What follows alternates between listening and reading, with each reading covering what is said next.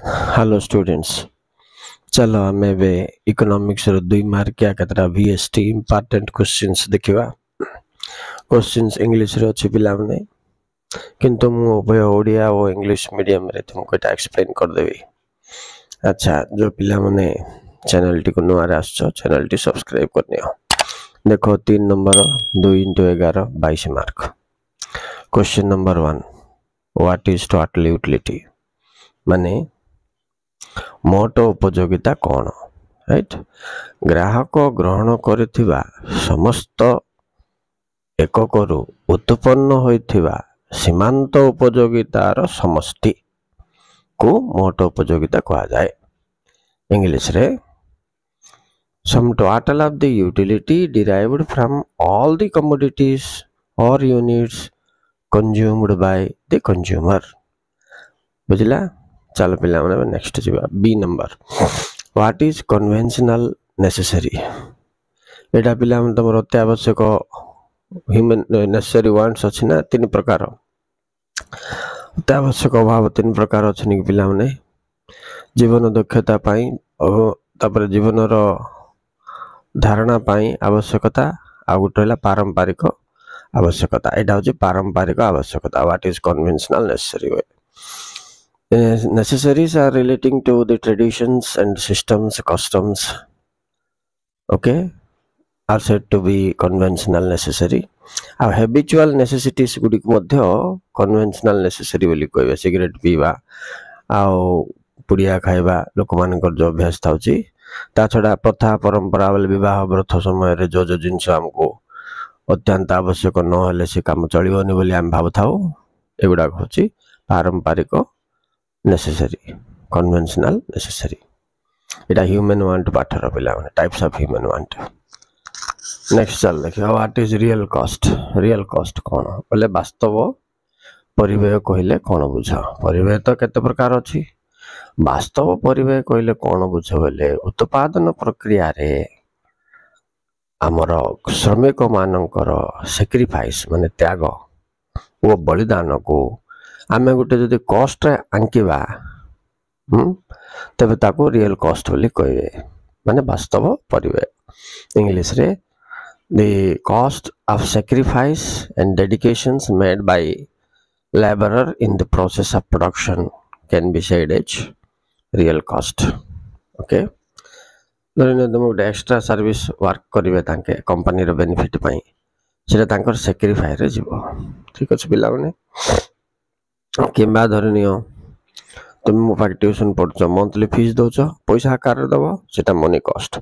ता बाद मु तुम कहबी टिके जा रे ए रूम टिके सफा कर दे, नले जा पानी बोतल टान दे, ये जो सेवा तुम मते एक्स्ट्रा करिवो सेटा होची कोन मोर अथवा रियल कॉस्ट हो तमरो सैक्रिफाई रे सोशल सर्विस रे गल। ओके स्टूडेंट्स, नेक्स्ट जीवा। D number, what is law of demand? चाहिदा सूत्र कोन? आंसर एमती हबो, बाजार रे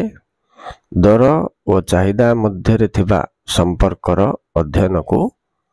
चाहिदा सूत्र कहा जाए, जहा दर और चाहिदा मध्य रे विपरीत संपर्क थिबार दर्शाए। अर्थात दर वृद्धि पाइले चाहिदा ह्रास पाए, दर ह्रास पाइले चाहिदा वृद्धि पाए। इंग्लिश रे law of demand is the study of relationship between price and demand, which explains that there is inverse relationship between price and demand. That means when price rises, demand falls, and vice versa। vice versa बोले कौन पिला माने, आउ थोर कहीं लिखिया तार reverse टा बोल की vice versa कोई द्वारा। चलो नेक्स्ट जीवा। Next question is very important, what is monopolistic competition? माने एकाधिकार प्रतियोगिता मूलक बाजार कौन? अच्छा, this market combines both the features of monopoly and perfect market. जो बाजार रे आमे पूर्ण प्रतियोगिता बाजार रु आउ एकाधिकार बाजार रु लक्षण जड़ित हो कि थिबो, जो बाजार रे विषम जातीय द्रव्य बिका होथबो, राइट, ताहाको आमे कहिबा मोनोपोलिस्टिक कंपटीशन। अच्छा, ओडिया रे एकाधिकार प्रतियोगिता मूलक बजार एटा पिला माने गत वर्ष भी आइथिला पर लाउची एबे भी इंपोर्टेंट राइट ता नेक्स्ट ता देखो व्हाट इज डेफिसिट बजट माने ये नियंटिया बजट कौन this is also important question नियंटिया बजट कौन जो बजट रे बजट तीन प्रकार अच्छे आमर सरप्लस बजट आ गोटे बैलेंस्ड बजट बड़का बजट नियंटिया बजट संतुलन बजट नहीं कि तो नियंटिया बजट बोले कौन जो एक्सपेंडिचर एक्सेस है कि इनकम लेस हम तो आको आम आई स्मॉलर देन एक्स बोले एक्सपेंडिचर बोले कहि परिबा बोले आय कम हम खर्च बेसी हो पैसा नियंट पड़ ऋण करा पड़ो ये सिचुएशन रे जो बजट थाए ताको आमे डेफिसिट बा नियंटिया बजट बोली कहबा देश पाई किंतु ए बजट बेसी भलो पिला माने ए budget means economic development so deficit budget is that budget in which expenditure exceeds the income so it's good for a nation particularly पिला माने डेवलपिंग नेशन पाई एटा बेसी भलो नेक्स्ट क्वेश्चन देखो पिला माने जी number what is service Etah what is service sector बोल कि तुम कहबो पिला माने सेवा क्षेत्र कहले कोन बुझ तुम बाबू तो ये फर्स्ट ईयर आम पढ़ते सेकेंड ईयर को आड़ाइला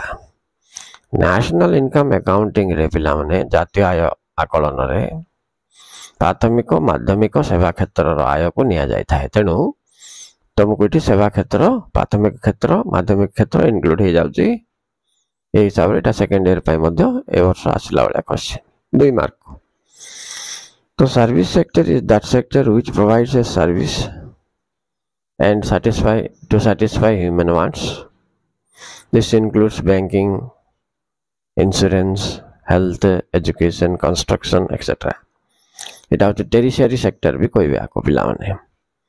बोले जे क्षेत्र समाजर विकास और समाजर मंगल पाई काम करथाए उन्नति पाई काम करथाए तृतीय क्षेत्र बोल ताको ज्योग्राफी रे मध्ये कहउचंती बैंक बीमा स्वास्थ्य शिक्षा इत्यादि अंतर्भुक्त आइ भितरे राइट ओवर नेक्स्ट क्वेश्चन ता देखिबा व्हाट इज मार्जिनल रेवेन्यू माने ये तुमरो सीमांत बा प्रांतीय आय कौन अच्छा पिला माने एक अतिरिक्त एककर बिक्री पर मिलुथवा आय को नेके सीमांत बा प्रांतीय आय कहा जाए देखो प्रांतीय आय प्रांतीय परिव्यय दीटा जाक तुमको important marginal cost marginal revenue out of marginal product 3 of them are important so marginal revenue is the revenue received after selling every additional unit of production okay आर सूत्र तुम एमती लिखि पारिबो किमती कोन आकलन करा जाए delta TR by delta Q right माने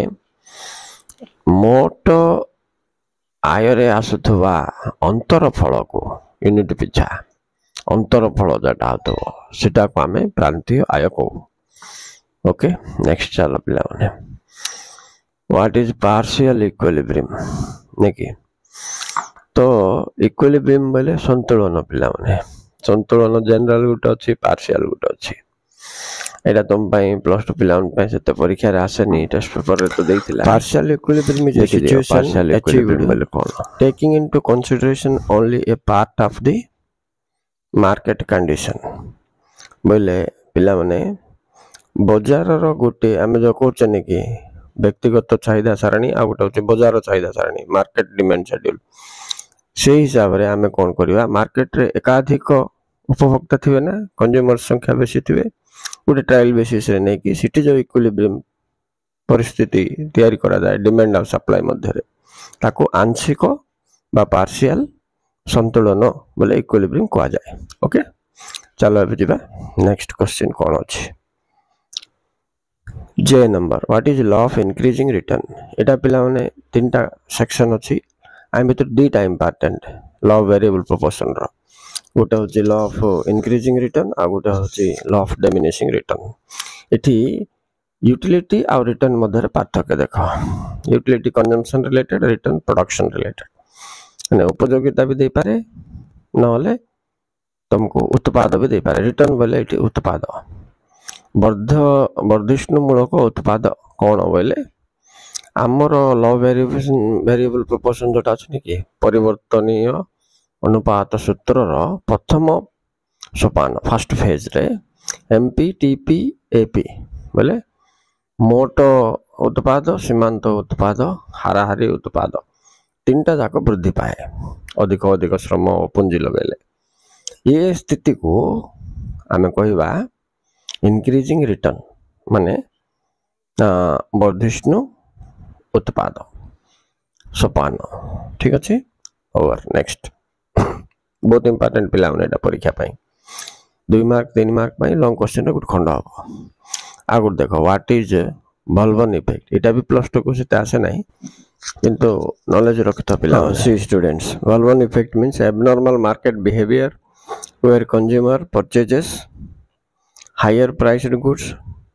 where similar lower priced substitutes are available substitute goods रो इफेक्ट भलिया का बल्बन इफेक्ट माने प्रतिस्थापन द्रव्यर प्रभाव जमती से प्रभाव को बल्बन इफेक्ट बोले कहबे जा जागी आमर डिमांड कर्व स्लोप्स डाउनवर्ड चाहिदा रेखा निम्नगामी होता है बोले प्रतिस्थापन द्रव्यर दर अदल बदल हेले मध्य लोक माने हायर प्राइस थिबा द्रव्य मध्य किनुथबे एका तांगर अभ्यास जोगो okay next last question what is price effect ये भी गोटे कारण फर्स्ट इंट्रोडक्शन लाइन लिखियो पिलाउने price effect is the main cause of why demand curve slopes downward right when the price changes demand changes this is called the price effect दर परिवर्तन हेले चाहिदा परिवर्तन हो एहा को दर प्रभाव बोली कहबे जहाँ जगू कि चाहिदा रेखा निम्नगामी होता है यह चाहिदा रेखा निम्नगामी होबार एक मुख्य कारण दर वृद्धि पाइले चाहिदा ह्रास पाए एवं तार विपरीत राइट एटा एठी दर्शाइबो पिलाने एटा चाहिदा को प्रभावित करुवा गोटे उपादान मध्यरु अन्यतम होची दर ताको रिलेटेड पिलाने एटा okay Okay students, thank you very much for watching. Then next class I will go for 3 marks. Okay.